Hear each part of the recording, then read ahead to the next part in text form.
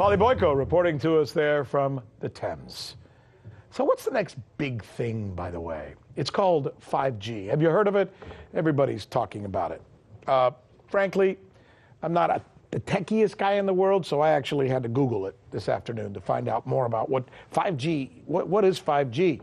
So I looked at Wikipedia, and here's what I found out that Wikipedia says. 5G, according to Wikipedia, is the latest generation of cellular communications targeting high data rates, reduced latency, energy savings, cost reductions, higher system capacity, and massive connectivity. There you go. A bunch of big words that may mean something to you, maybe not. But it does sound impressive, right? Who wouldn't want all of that? Well, some might ask, there's got to be a catch. So joining us now is our correspondent, Michelle Greenstein, with the latest on 5G. And I guess the question would be then, here's the setup, ba-dum-bum, is there a catch? There is, just a small one. It might kill you. Good to know. So you'll find How so?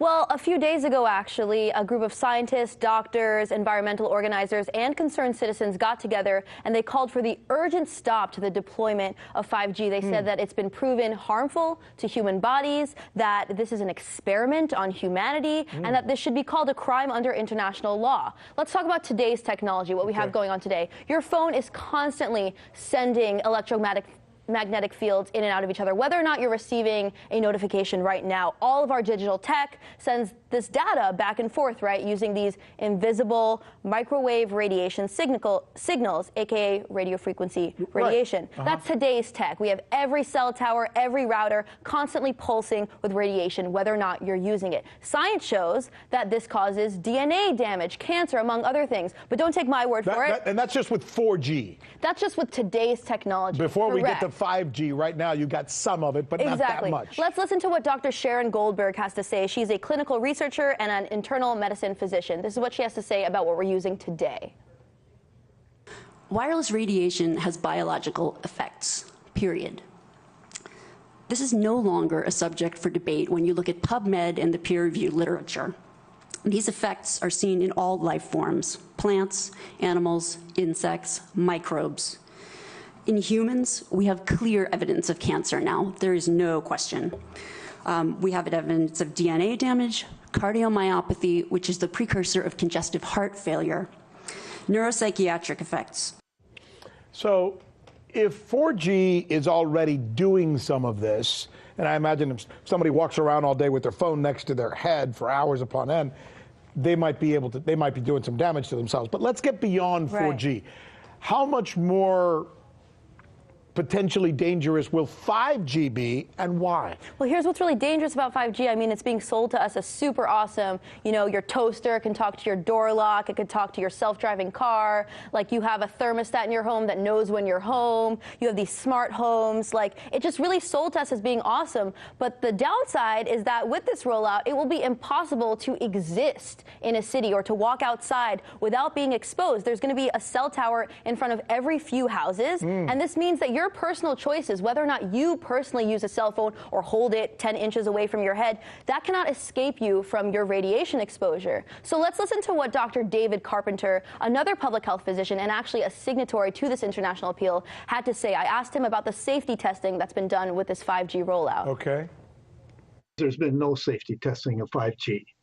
The reason I think that it's dangerous is that there isn't any specific information to 5G, but we know that radio frequency radiation of 3G and 4G are associated with a whole variety of different human health effects. Everyone is going to be exposed to radio frequency radiation more continuously and at higher intensities, and that's going to cause more human disease.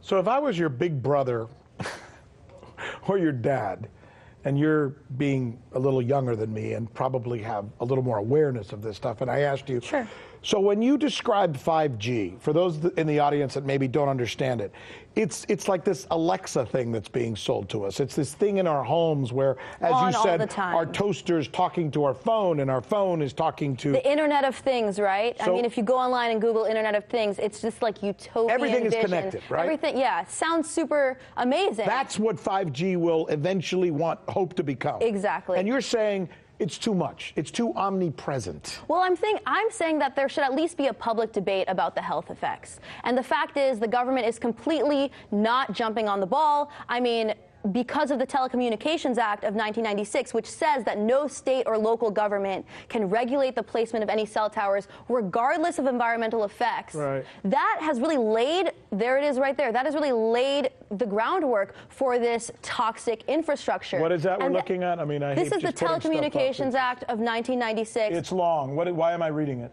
This basically says that regardless of health effects, you cannot stop the deployment of 5G infrastructure. And the FCC, which has no health expertise itself, is completely captured by the wireless industry. It's the same playbook that big oil used with climate change or big tobacco with cigarettes.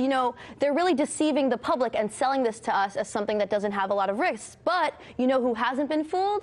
The insurance companies. They are not selling any product liability policies that cover cell phone radiation because they aren't fooled by these studies. And look, when people find reports, it is. When usually when you or I go online and find reports about wireless tech to find that it's harmless or that there's no evidence of harm, we're usually looking at industry-sponsored studies. Yeah. And it's not a question about whether we don't want to move toward new technology. We just want to make sure that that new technology is tested before we put it out there. So good stuff. Hey, Michelle, as usual, good stuff. Thank you. Good report. Hey, YouTube, thanks for checking out our channel. We hope you enjoyed the video. We have tons of content for you just like this. For more of RT America's one-of-a-kind news and analysis, be sure to subscribe and never stop questioning more.